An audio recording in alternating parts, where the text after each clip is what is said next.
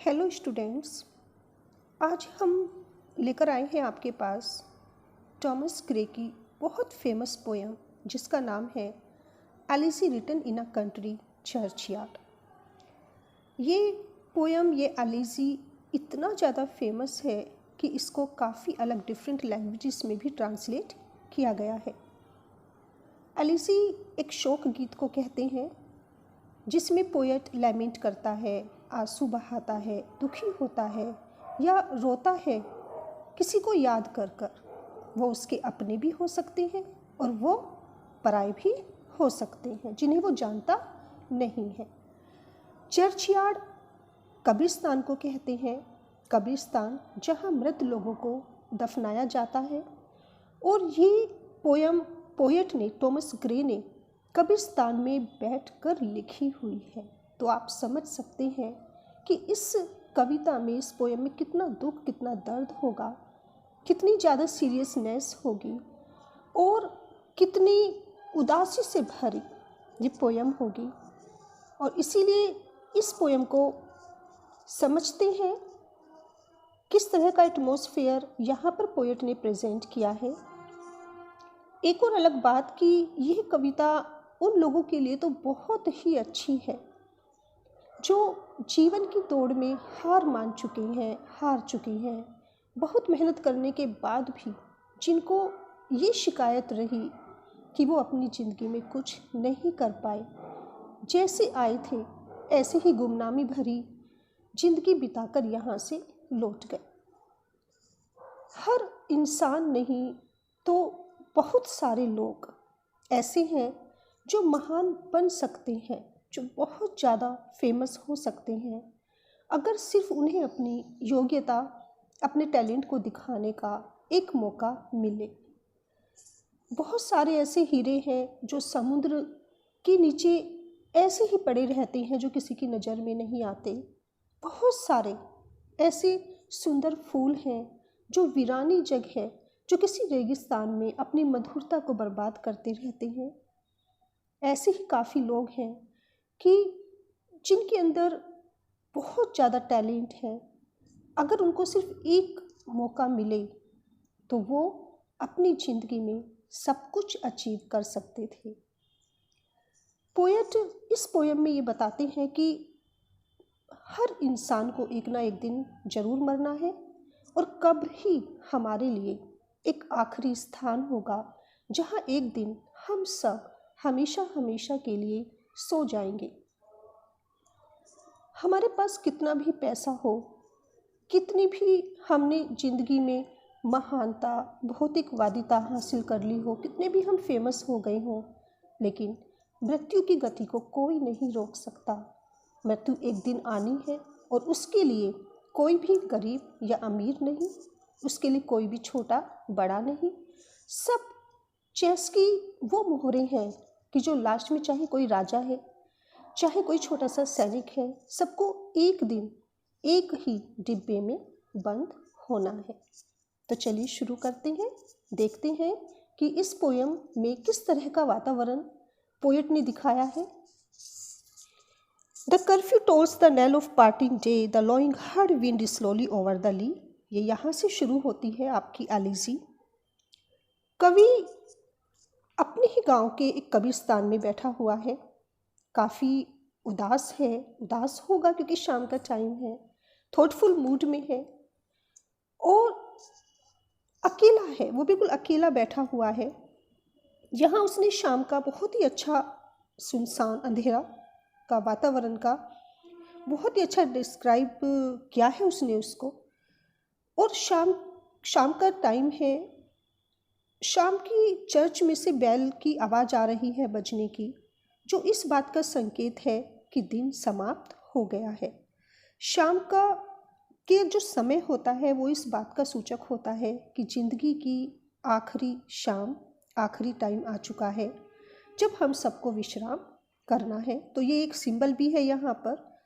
तो कवि कब्रिस्तान में शाम के टाइम अकेले बैठे हुए हैं और वहाँ पर वो सुन रहे हैं चर्च के अंदर से जो बेल की बजने की आवाज़ आ रही है, जो इस बात का संकेत दे रही है कि दिन समाप्त हो गया है। तभी वो सुनते हैं पशुओं का रंभाना, वो पशु जो अब खेतों से या जंगलों से अपने घरों की ओर लौट रहे हैं क्योंकि शाम का टाइम है। और किसान भी वापस अपने पशुओं के साथ अपने घरों को जा रहे हैं। सभी खेतों को पार करते हुए वो भी लौट रहे हैं। उनके चलने के ढंग से पता चल रहा है कि वो बहुत ज़्यादा थके हुए हैं। किसान भी थका हुआ है और जानवर भी थके हुए हैं क्योंकि पूरे दिन उन्होंने काफ़ी मेहनत की अपने खेतों पर। और अब इस टाइम दोनों ही आहिस्ता आहिस्ता अपने घरों की ओर लौट रहे हैं। यहाँ से आपकी ये पोयम शुरू होती है। रात हो चुकी है, चारों तरफ अंधेरा छा गया है और सब अपने अपने घरों को चले गए हैं। सिर्फ पोएट ही है जो अपने घर से बाहर है और जो अकेले ही गांव के कब्रिस्तान में बैठे हुए हैं, सोच रहे हैं और दुखी है, उदास है। ये हमें आगे पता चलेगा कि ऐसा क्या है जो उन्हें इतना उदास कर रहा है। वहाँ पर क्योंकि रात का टाइम हो चुका है तो कोई भी आवाज़ किसी तरह की नहीं आ रही। यहाँ वो एक प्रकृति का बहुत ही सुंदर वर्णन करते हैं कि जैसे जैसे अंधेरा बढ़ता जाता है, चारों ओर का जो प्राकृतिक दृश्य है वो भी दिखाई देना कम हो जाता है। सारे वातावरण में बहुत गंभीर शांति छाई हुई है और सिर्फ भंवरों की आवाज़ आ रही है। भंवरे जो चारों तरफ चक्कर काटते हुए उड़ रहे हैं। कभी कभी घंटियों की आवाज़ आ जाती है जो दूर से सुनाई दे रही है, जो शायद बकरियां या भेड़ों की गर्दन में बंधी हुई है। और ये घंटियां तब बजती हैं जब वो भेड़ें अपनी गर्दन को हिलाती हैं। लेकिन ये बहुत सुंदर, बहुत ही मधुर घंटियों की आवाज़ आ रही है। ऐसे लग रहा है जैसे कि कोई हमें लोरी देकर सुलाने की कोशिश कर रहा है। तो आहिस्ता आहिस्ता कवि हम एक प्राकृतिक वातावरण में ले जाते हैं जो शाम का समय होता है। जिस तरह से पशुओं के रंभाने की आवाज़ आ रही है, भंवरे के गुनगुनाने की या भिनभिनाने की आवाज़ आ रही है और भेड़ों के गर्दन में जो घंटियाँ बजी हैं उनकी आवाज़ें आ रही हैं। ये एक ऐसा वातावरण है जो हमेशा हम शाम को देख सकते हैं। अब पोएट हमें शाम के समय सुनने वाली एक और आवाज़ के बारे में बताते हैं जो उल्लू की आवाज़ है। उल्लू की आवाज़ को देखकर ऐसे लग रहा है कि जैसे उल्लू खुश नहीं है चंद्रमा की रोशनी से और वो उसे एकांत बहुत ज़्यादा पसंद है। और ये उल्लू बैठा है बहुत दूर क्योंकि दूर से आवाज़ आ रही है कवि को।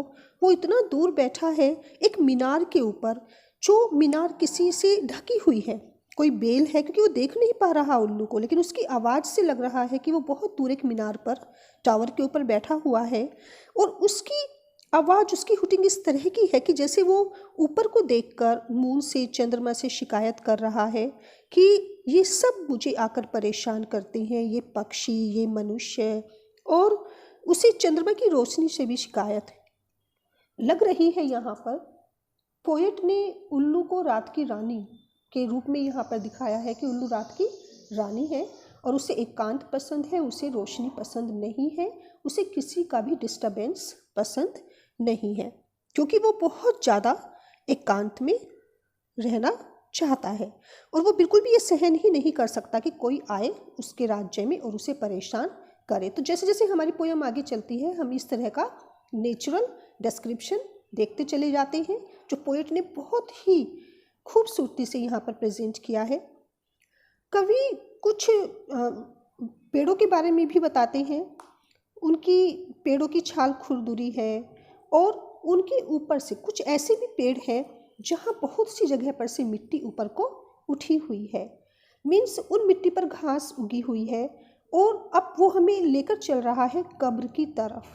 उस कब्रिस्तान में जो कब्र है उधर पोएट देखते हैं और देखते हैं कि वहाँ पर कुछ जगह ऐसी है पृथ्वी की कि जो जिनके कुछ पोर्शन ऊपर को उठे हुए हैं और उन पर घास उगी हुई है।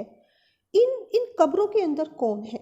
शायद इन कब्रों के अंदर वो छोटे से गांव के, जो हैमलेट गांव है वहाँ पर, उसके कुछ कम पढ़े लिखे लोग, सीधे साधे लोग, उनकी कब्रें हो सकती हैं। और ये बहुत ही नैरो है, ये ग्रेव बहुत नैरो है, ये काफ़ी तंग कब्र है और इसमें वो हमेशा हमेशा के लिए सो चुके हैं। वो गांव के लोग जो हमेशा के लिए वहाँ पर जाकर नींद ले रहे हैं और कभी भी वो वापस नहीं आएंगे। शायद ये उनकी कब्र है। जो हमारे मृत पूर्वज हैं, अब कभी भी वो इस प्रकृति की सुंदरता का आनंद नहीं लेंगे। जो कौन ले रहा है? कवि ले रहा है। जब ये लोग जीवित थे तो इन चीज़ों का भरपूर आनंद लेते थे, वो उनको बहुत एंजॉय करते थे अपने जब वो जिंदा थे। सुबह की बहुत अच्छी हवा जब चल रही होती थी, चारों तरफ जब फूल अपनी खुशबू फैला रहे होते थे, जब चिड़िया चहचहाती थी और मुर्गों की आवाज़, उनकी बांग, सबको वो सुना करते थे। लेकिन अब उन्हें उनकी कब्र से कोई भी जगा नहीं पाएगा। चिड़िया कितना भी अच्छा गा लें, लेकिन वो अपनी कब्र से कभी भी वापस नहीं आएंगे। वो ऐसी नींद में जा चुके हैं कि जहाँ से अब उन्हें प्रकृति की सुंदरता भी उठा नहीं सकती, क्योंकि अब वो हमेशा अपनी कब्रों में ही सोए रहेंगे। कवि इन गांव के जो मृतक हैं, मृत पूर्वज हैं और जो गांव के ही कब्रिस्तान में दफनाए हुए हैं, उनके लिए अपना शोक प्रकट करते हैं और कहते हैं कि जब याद कर रही हैं, वो देखिए वो कितना थॉटफुल हो चुके हैं कि वो उन मोमेंट्स को याद कर रही हैं कि क्या कैसा होता होगा जब ये अपने खेतों से वापस आते होंगे अपने घर की तरफ। और अपने जब वो जिंदा थे, जब वो जीवित थे, तो पूरे दिन की मेहनत के बाद जब वो घर लौटते थे तो जो घर की महिलाएं हैं वो उनका किस तरीके से स्वागत करती होंगी कि वो आएंगे, किस तरह से वो पूरे दिन अपने कामों में लगी रहती होंगी, उनके लिए खाना तैयार करती होंगी और किस तरह से उनका स्वागत किया जाता होगा। बहुत ही ज़्यादा यहाँ पर इमोशनल ये एक डिस्क्रिप्शन दिया है पोएट ने कि जब वो जीवित थे तो क्या उनके लिए किया जाता था, कैसे वो घर पर वापस आते थे, किस तरह से चेंजेस घर में होते थे। लेकिन अब ऐसा नहीं होगा। अब उनके लिए घर पर ना तो कोई उनका इंतज़ार करेगा, ना ही कोई उनका वेलकम करेगा, ना ही घर पर अब उनके लिए खाना बनाया जाएगा, उनके लिए अब कोई भी अंगीठी जलाई नहीं जाएगी। और अब जो घर की महिलाएं हैं कभी भी उनके लिए शाम को मेहनत नहीं करेंगी, क्योंकि अब उनको पता है कि वो कभी भी लौटकर नहीं आएंगे। जब वो जीवित थे तो तब बच्चे भी, हमेशा ऐसा होता है कि बच्चे भी दौड़कर आते हैं, उनके घर लौटने पर वो दौड़कर आते थे बच्चे और अपनी तुतलाती हुई भाषा में बड़े खुश होते थे कि देखो हमारे पापा घर लौटकर आए हैं। और वो दौड़ लगाते थे, उनकी गोदी में बैठने के लिए लड़ते थे, झगड़ते थे। हर बच्चे को ये लगता था कि सबसे पहले मेरे पापा मुझे गोद में लें या मुझे प्यार करें। लेकिन अब कभी भी ऐसा नहीं होगा। कोई भी बच्चा उनका इंतज़ार नहीं करेगा, कोई भी दौड़कर नहीं आएगा, कोई भी उनकी गोदी में नहीं बैठेगा। और कवि इतना दुखी हो जाते हैं ये सोचकर कि जो पहले हुआ था जब वो जीवित थे, अब उनके मरने के बाद वो सब एक्टिविटीज़ नहीं होंगी, अब कभी भी ऐसा नहीं होगा। कवि उन कामों का भी वर्णन करता है। जब वो जीवित थे तो वो क्या क्या काम किया करते थे। वो इतने माहिर थे अपने कामों में, वो इतने टैलेंटेड थे, इतने ज़्यादा पावरफुल थे, पावर उनके पास इतनी स्ट्रेंथ थी कि वो बहुत अच्छी तरीके से, बड़ी कुशलता के साथ अपनी फसल को काटा करते थे, खेत में बहुत मेहनत किया करते थे। उनके हाथों में इतनी ताकत थी कि वो सिर्फ एक कुल्हाड़ी से, अपने कुल्हाड़ी के वार से कितने बड़े बड़े शक्तिशाली भी पेड़ होते थे उनको काट डाला करते थे। उनकी दरातियाँ इतनी ज़्यादा सारी जो अनाज की फसलें होती थी, बालियाँ होती थी, उनको काटती चली जाती थी। अपने हलों से अपने खेतों की कितनी भी सख्त मिट्टी हो उसमें वो गहरी गहरी लाइंस बनाते चले जाते थे। और वो इतना खुश होकर अपने हल को चलाते थे, खेतों में गाना गाते रहते थे, बहुत खुश वो होते थे और सारा काम वो बड़ी आसानी से कर लेते थे। मीन्स इसका मतलब ये नहीं है कि वो अपने काम में माहिर नहीं थे, वो अपने हर काम में माहिर थे और उसको बहुत खुश होकर बड़ी मेहनत से, लगन से अपने सारे काम अपने खेतों पर किया करते थे। लेकिन कब? जब वो जीवित थे। कवि बहुत ज़्यादा दुखी हो जाते हैं और उनकी मृत्यु पर बहुत ज़्यादा शोक प्रकट करते हैं। और कहते हैं कि अब ये सब सोए हुए हैं, ये कभी भी वापस नहीं आएंगे। लेकिन जो लोग लाइफ में सक्सेस गेन कर चुके हैं, जो लोग लाइफ में सफल हैं, उन्हें इन व्यक्तियों का मजाक नहीं उड़ाना चाहिए, सिर्फ इसलिए कि ये लोग बहुत सीधे साधे थे, या सिर्फ इसलिए कि इन्होंने बहुत ज़्यादा जो भी मेहनत लाइफ में की वो इनके लिए लाभदायक थी, लेकिन दुनिया के लिए वो बहुत ही सिंपल मेहनत थी। उनका जीवन सादा था, या वो बहुत ही विनम्र जीवन व्यतीत करते थे, या दूर दूर के लोग उनको जानते नहीं थे, या वो अपनी लाइफ में फेमस नहीं थे। तो ये सोचकर हमें कभी भी ना तो उन पर हंसना चाहिए, ना ही उनकी मजाक उड़ानी चाहिए। वो बहुत गरीब थे, ये सच है, लेकिन वो बहुत ज़्यादा मेहनती थे। वो जितना कर सकते थे उन्होंने अपने जीवन में, जब तक वो जीवित रहे, किया भी। और ज़रूरी नहीं है कि हर व्यक्ति को सफलता मिले, फेमस हो, या कुछ लोग ऐसे होते हैं जिन्हें बहुत अभिमान होता है अपने सफलता पर, अपने फेमस होने पर, अपनी ऐश्वर्य पर। तो यहाँ पर कवि बहुत ही अच्छे तरीके से समझाते हैं कि इन छोटे छोटे सिंपल लोगों की भी अपनी एक लाइफ थी, सीधा साधा जीवन था। और जो मैंने इनकी लाइफ की स्टोरी बताई है कि वो किस तरीके से खेतों पर जाते थे, इतनी मेहनत करते थे, शाम को थक हार कर जब घर पर वापस आते थे तो अपने बच्चों के साथ किस तरह खुश होते थे, ये इनका सीधा साधा जीवन था और ये इसमें काफ़ी खुश थे। लेकिन इन गरीब लोगों की इन छोटी छोटी सीधी सादी जीवन की कहानियों को सुनकर हमें इन पर हंसना नहीं चाहिए, क्योंकि उनके लिए उनका यही सब कुछ था। हमारे लिए कुछ नहीं हो सकता, लेकिन उनके लिए उनका यही सब कुछ था, और वो काफ़ी खुशी से इस दुनिया को छोड़कर गए हैं। फिर कवि और ज़्यादा थॉटफुल हो जाते हैं और वो बताते हैं कि कोई फ़र्क नहीं पड़ता कि आप गरीब हैं या आप अमीर हैं, आप छोटे हैं या बड़े हैं। मृत्यु कोई फ़र्क नहीं करती, अमीरी गरीबी में, बड़े या छोटे में वो कोई अंतर नहीं करती, उसके लिए सभी समान होते हैं। हर व्यक्ति के जीवन का अंत मृत्यु ही है, ये बिल्कुल सच है। और मृत्यु उनकी भी प्रतीक्षा करती है जिन्हें अपने ऊपर बहुत गर्व होता है, जिन्हें अपने पैसे पर, जिन्हें अपनी राज ठाट पर बहुत गर्व होता है। मृत्यु उनके लिए भी वेट करती है। आपको अगर अपनी शक्ति पर, आपको अपने प्रभाव पर बहुत ज़्यादा अभिमान है तो मृत्यु इन सबको नहीं मानती, या इसके लिए ये नहीं है कि वो डिले करेगी, वो आपका वेट नहीं करेगी। मृत्यु उनकी भी होती है जिन्हें अपनी सुंदरता पर, अपने धन दौलत पर घमंड है। तो मृत्यु सभी जीवों का अंत है।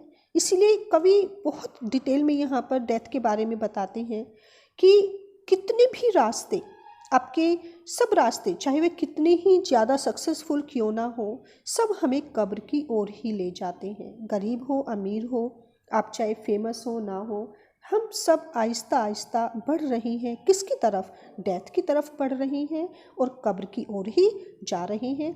एक लाइन बहुत ज़्यादा यहाँ पर इम्पोर्टेंट है जो काफ़ी यूज़ की जाती है, the paths of glory lead but to the grave. तो आहिस्ता आहिस्ता हम सभी अपनी मृत्यु की ओर ही बढ़ रहे हैं, अपनी कब्र की ओर ही बढ़ रहे हैं। तो उसमें हमें जरा सा भी अभिमान नहीं करना चाहिए।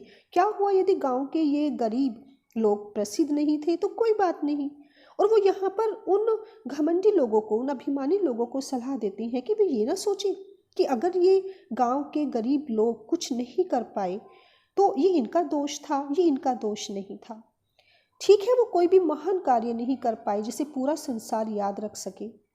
ये सही है कि उनकी याद में, उनकी कब्र पर कोई भी बहुत बड़ा कोई मॉन्यूमेंट नहीं बनाया गया, कोई ट्रॉफीज़ वहाँ पर नहीं रखी गई, या कोई बड़े बड़े चिन्ह नहीं बनाए गए। लेकिन उनकी याद में चर्च में भजन या गीत भी नहीं गाए गए उनकी यादों में जो उन्होंने काम किए, क्योंकि इस तरह के गीत हमेशा, या इस तरह के जो भी तारीफ़ करने के लिए गीत होते हैं वो हमेशा चर्च में गाए जाते हैं। लेकिन उनके लिए ऐसा कुछ भी नहीं हुआ, क्योंकि वो गरीब थे और उन्होंने कोई भी ऐसा काम नहीं किया था जिसे पूरा संसार याद रख सके। उनके लिए चर्च में किसी भी तरह की कोई स्टैचू नहीं बनाया गया, या किसी तरह की कोई भी वहाँ पर ऑर्नामेंटेड जो रूफ्स होती हैं वो नहीं उनकी याद में रखी गई। और कोई फ़र्क भी नहीं पड़ता इन गरीब लोगों को, क्योंकि ये जैसे आए थे बहुत सीधा साधा अपना जीवन व्यतीत कर कर गए हैं। लेकिन इसमें उनका कोई दोष भी नहीं था। अगर वो ये सब नहीं अचीव कर पाए, इसमें उनका कोई दोष नहीं था। अगर उनको जरा सा अवसर मिला होता तो वो भी वो सब कर सकते थे जो दूसरे लोगों ने किया है। यहाँ पर कवि फिर आगे ये भी बताते हैं कि सुंदर जो अन्न होते हैं, जो सुंदर बर्तन होते हैं, उनमें डेड पर्सन की राख रखी जाती है, जिन पर उनकी पूरी लाइफ की स्टोरी लिखी होती है कि उन्होंने अपने जीवन में क्या क्या काम किए, कि कुछ भी कर ले, ना तो कोई ट्रॉफी उनको जिंदा कर पाएगी, ना ही कोई उनको मान सम्मान जिंदा कर पाएगा। आप उनके लिए कितने भी बड़े बड़े भवन बना ले, अब वो वापस तो नहीं आ सकते ना। आप उनके लिए कितने भी अच्छे गीत गाएं, उनकी तारीफ़ें करें, अब वो कभी भी वापस नहीं आएंगे। कोई भी ट्रॉफी, कोई भी मोन्यूमेंट, कोई भी उनको वापस नहीं ला सकता, क्योंकि अब ये असंभव है कि वो उस कब्र में जाने के बाद वापस आ जाए। तो इन सब का क्या फ़ायदा? बहुत अच्छी बात, फिलोसॉफिकल बात कवि ने कही है। फिर इन सब का क्या फ़ायदा जब ये सब चीज़ें उनको वापस ही नहीं ला सकती। जो एक बार चला गया, उसके जाने के बाद आप उसको कितने भी अवार्ड्स दे लीजिए, ट्रॉफीज़ दे लीजिए, कितना भी कुछ उसके लिए कर लीजिए, अब वो तो वापस नहीं आने वाला। तो इन भाषणों का कोई लाभ नहीं है जो उनके सम्मान में दिए जाते हैं, क्योंकि इन चापलूसी से मृत्यु कभी खुश नहीं होती। ऐसे सम्मानित करने वाले भाषण भी अब उन्हें कब्र की उस नींद से जगाकर वापस नहीं ला सकते, क्योंकि उनके कान उन्हें सुन ही नहीं सकते। आप उनको कितना भी उनकी तारीफ कर लीजिए अब उनके जाने के बाद, लेकिन उनके कान तो उन्हें सुन ही नहीं सकते। तो ये सब चीज़ें अब उनके लिए व्यर्थ हैं। और फिर कवि गांव के, वो कहते हैं कि गांव के कब्रिस्तान की कोई परवाह नहीं करता, ना ही उस और किसी का ध्यान है।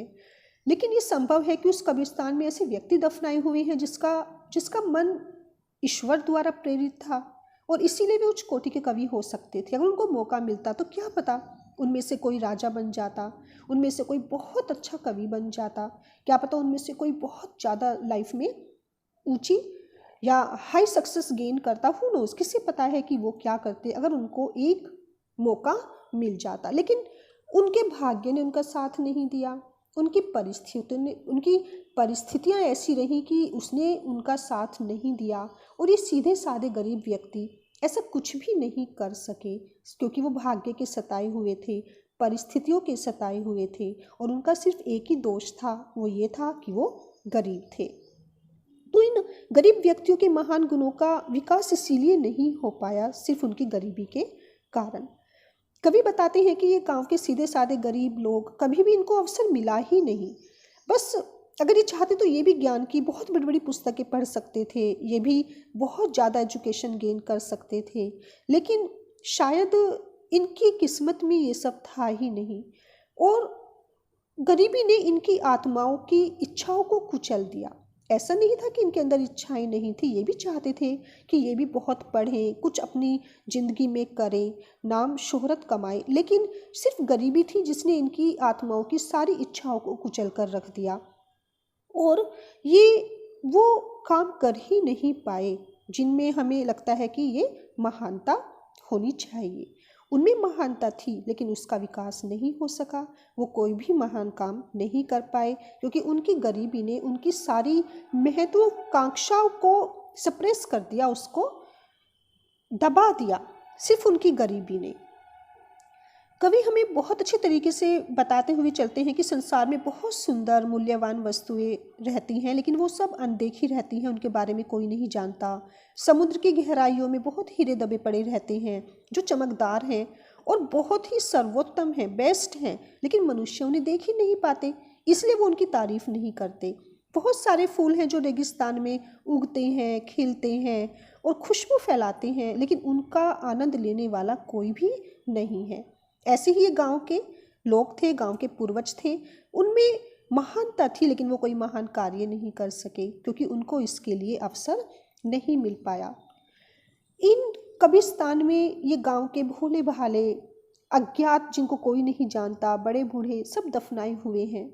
ये अपने टाइम में बहुत साहसी रहे हैं, काफ़ी हिम्मत वाले रहे हैं, लेकिन हो सकता था कि इनमें से कोई जॉन मिल्टन बन जाता, लेकिन अवसर ना मिलने के कारण वो सब मौन रहे और वो कुछ भी ऐसा नहीं कर पाए जिसके लिए उन्हें पूरी दुनिया याद करे।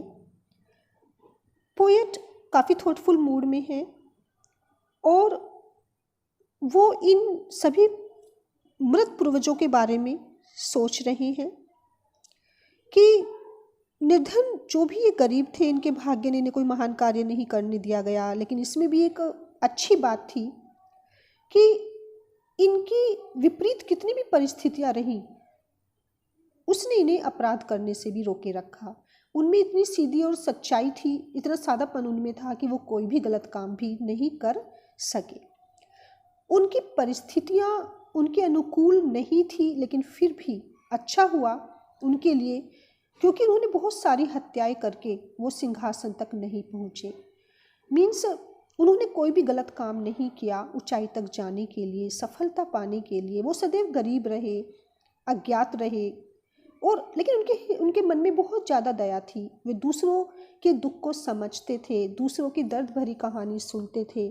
तो ये भी उनके लिए अच्छा हुआ कि वो हमेशा इस तरह से अपनी ज़िंदगी जीते रहे। ये गांव के गरीब लोग बिना कोई महान कार्य किए ही मर गए। उनकी विपरीत परिस्थितियों ने उनकी योग्यता का विकास नहीं होने दिया। उन्होंने कभी उस सच्चाई को छिपाने की कोशिश भी नहीं की जिसके संबंध में वे स्वयं जानते थे और जो सदैव प्रकट होने के लिए प्रयत्न करती रही। वो लालची नहीं थे, चापलूस नहीं थे, घमंडी नहीं थे। उन्होंने कभी भी किसी भी अमीर आदमी के सामने धूप बत्तियाँ नहीं जलाई, उसकी चापलूसी नहीं की। वो अपनी जैसी भी उनकी ज़िंदगी थी उसमें वो खुश थे। ये गांव के सीधे साधे लोग, ये अपने आप को दौलत पाने के लिए जो काम करने पड़ते हैं उससे हमेशा दूर रखते थे। ये ऐसे संघर्ष होते हैं, ये ऐसी सफलता होती है जो संसार के साधारण से साधारण व्यक्ति को भी पागल बना देती है और उसकी इच्छाएं कभी भी खत्म ही नहीं होती। लेकिन ये गांव के लोग हमेशा शांति और एकांत में ही अपने जीवन का आनंद लेते रहे। तो ये इन लोगों पर हमें हंसना नहीं चाहिए, क्योंकि ये उन महान लोगों से कहीं ज़्यादा अच्छे थे। इन्होंने अपने गांव में ही गरीबी में जीवन बिताया, लेकिन बहुत अच्छा जीवन बिताया। हमें इनकी कब्रों को सम्मान देना चाहिए और कोशिश करनी चाहिए कि इनका जरा सा भी अपमान ना हो, क्योंकि ये कच्ची कब्र बनी हुई है और कोई भी चलने वाला इन पर पैर रखकर चल सकता है। तो इसीलिए बस हमें ये कोशिश करनी चाहिए कि इन कब्र के ऊपर लगे जो पत्थर हैं इन पर हम हल्का सा कुछ ऐसा लिख दें ताकि किसी को ये तो पता चले कि ये लोग कौन थे, उन्होंने किस तरह से अपनी ज़िंदगी जी है, ताकि वो दो आंसू तो इन पर बहा सके जब वो इनके करीब से होकर गुजरे। उन्हें पता तो हो कि ये लोग कितने ज़्यादा सीधे और सच्चे थे। गांव के ये पूर्वज अपनी साधारण सी कब्रों में हैं। ये कब्र बहुत बड़ी नहीं है, बहुत ही साधारण है जिसमें दफनाए हुए हैं। इन कब्र पर जो भी पत्थर लगे हैं छोटे से हैं, सादे हैं, उन्हीं की तरह उनके नाम हैं और बस उनकी आयु उस पर खुदी हुई है। और ऐसे लगता है कि ये गांव के ही किसी अनपढ़ कवि द्वारा लिखे गए हैं। तो वे अक्षर कुछ गलत भी हैं, लेकिन ये ऐसे गलत खुदे हुए जो शब्द हैं, ये वो शब्द हैं जो अगर किसी धनवान व्यक्ति की कब्र पर खुदे होते तो उसको काफ़ी फेमस बना देते। इन साधारण सी कब्रों पर कहीं कहीं बाइबल से लिखी गई कुछ लाइंस भी हैं जो ये शिक्षा देती हैं, गांव वालों को ये सिखाती हैं कि बहादुरी से मौत का सामना करना चाहिए, हमेशा मुस्कुराते हुए मरना चाहिए। कवि अपने जीवन के संबंध में अपने विचारों को प्रकट करते हैं और चाहते हैं कि मृत्यु के पश्चात उन्हें याद रखा जाए। वो कहते हैं कि हर इंसान के अंदर ये इच्छा होती है कि जब वो इस दुनिया को छोड़कर जाए तो उसे कभी भी भूला ना जाए, उसे हमेशा याद रखा जाए, उसकी कब्र पर एक स्मारक बनवाया जाए। और वो जानता है कि मृत्यु के पश्चात उसे भुला दिया जाएगा। इसलिए पृथ्वी पर कोई भी ऐसा व्यक्ति नहीं है जो ना चाहता हो कि उसकी कब्र पर एक स्मारक बनवाया जाए। सब अमर होना चाहते हैं मरने के बाद भी, और जीवन में दोनों है, सुख भी है और दुख भी है। हर इंसान को लगता है कि उसका जीवन बहुत सुंदर है और वो ये चाहता है कि मरने के बाद भी लोग हमेशा उसको याद रखें। जब वो जीवन को छोड़ के जाता है तो वो बार बार पीछे मुड़कर देखता है कि लोग मुझे याद रख रहे हैं, नहीं रख रहे हैं, और मैं इसी मॉन्यूमेंट के द्वारा, इसी स्मारक के द्वारा मैं हमेशा याद करा जाना चाहूँगा। तो ये एक इच्छा है हर इंसान की, मरने के बाद भी वो याद रखा जाना पसंद करता है, और वो हमेशा ये सोचता है कि कोई ना कोई मित्र जरूर ऐसा होगा जो उसे याद कर रहा होगा, जो उसके लिए आंसू बहा रहा होगा, क्योंकि ये एक नेचुरल डिज़ायर है किसी भी इंसान की। उसमें मरने के बाद भी, कब्र में दफना देने के बाद भी उसमें ये इच्छा रहती है। उसका शरीर राख हो जाता है तब भी उसके अंदर ये इच्छा रहती है कि लोग उसे मरने के बाद भी याद करें। और शायद अब कभी खुद से बात करता है, वो सोचता है कि शायद उसके मरने के बाद किसी दिन कोई उसे याद करे, शायद कोई यहाँ पर आए, जैसे आज मैं बैठा हूँ, कोई ना कोई यहाँ पर बैठे और मेरी ही तरह वो भी इसी तरह इस कब्र को, इन लोगों की को देखे, इनके बारे में सोचे। जैसे आज मैं इन सबको सम्मान दे रहा हूँ, कोई इनको जरूर सम्मान दे जिनकी डेथ हो चुकी है। कवि अपनी तरफ मुड़ता है, अपने बारे में सोचता है कि एक दिन वो भी ऐसे ही मर जाएगा और उसको भी कब्र में दफना दिया जाएगा। तो हो सकता है कोई उसी की तरह कवि आए, उसकी कब्र पर बैठे, उसकी कब्र के पास बैठे और ये जानने की कोशिश करे कि उसके साथ ऐसा क्या हुआ था या उसने अपनी ज़िंदगी में ऐसा क्या किया था। तो कवि यहाँ पर सोचता है कि शायद कोई बूढ़ा व्यक्ति आएगा, उसे बताएगा कि किस तरीके से यहाँ पर कवि आए थे, और वो यहाँ पर उसके बारे में उनको कोई, शायद कोई गांव का आदमी उनको जानकारी दे।